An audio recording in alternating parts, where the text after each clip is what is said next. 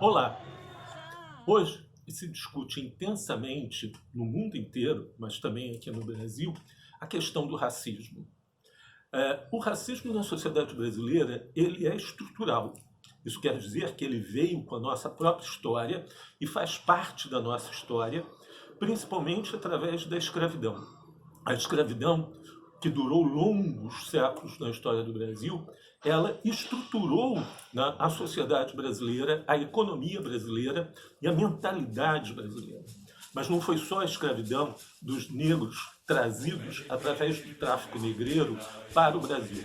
Antes, havia a escravidão dos indígenas. Os índios brasileiros, sintomaticamente chamados de negros da terra, foram escravizados em proporções do genocídio. Centenas de milhares de índios, né, desapareceram, dado a brutalidade da escravidão. Até avançado o século XVII, a escravidão indígena desempenhou um papel fundamental na implantação da economia agromanufatureira do açúcar e de outras atividades no Brasil. Essa questão se coloca principalmente depois da derrubada da estátua de Edward Colston, o escravista, lá na Inglaterra, né, pelos movimentos antirracistas, agora, muito recentemente. Criou-se quase que um movimento geral de degola e de derrubada de estátuas.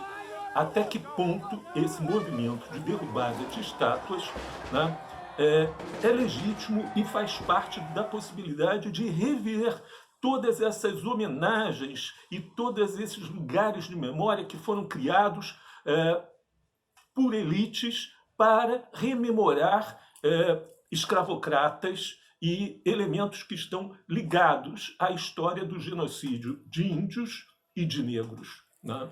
No caso do Brasil, né, se discute há longo tempo o papel da estátua, e tem várias, né, de Borba Gato. Borba Gato, ao lado de Paz Leme e de outros chamados bandeirantes, foram responsáveis, de um lado, pela expansão das fronteiras do Brasil e, por outro, pela escravidão e pelo genocídio de índios e também de negros fugidos. Essa é uma questão sensível e fundamental. Derrubar ou destruir essas estátuas muda a história? Sabendo hoje, com toda a revisão que fizemos da historiografia brasileira e com a necessidade de responsabilizar, né, a nossa própria história pelo racismo estrutural existente ainda hoje e cada vez mais acentuado, né, na sociedade brasileira, essa é a questão. Talvez o lugar de estátuas desse tipo sejam em museus, né? Colocá-las, removê-las para museus e fazer uma nova museologia na qual essas estátuas façam parte, né, de uma narrativa, né, histórica dos genocídios cometidos contra os indígenas e contra os negros escravizados, seja mais didático, seja mais pedagógico do que simplesmente degolá-las ou destruí-las nesse sentido. Está no momento de rever todos os lugares de memória no Brasil. Para além das pedras pisadas do cais, que não se sabe exatamente, né, onde estão e quantos milhares de escravos chegaram, como, por exemplo, na Pedra do Sal, no Rio de Janeiro, por onde milhares e milhares de escravos entraram e que lá sucumbiram nesse cemitério dos pretos novos, onde nenhum poder público quer erguer verdadeiramente um lugar de memória, né? Tenhamos que repensar toda essa didática e toda essa psicologia dentro de sala de aula, dentro dos livros didáticos e nos museus.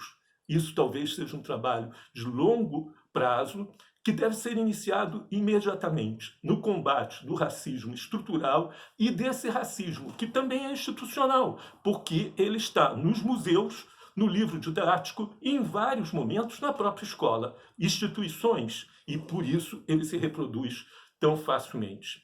A degola das estátuas deve ser uma degola simbólica e deve levar a uma revisão, né, dos livros didáticos, dos planos de aula, dos museus e principalmente da escola. Obrigado.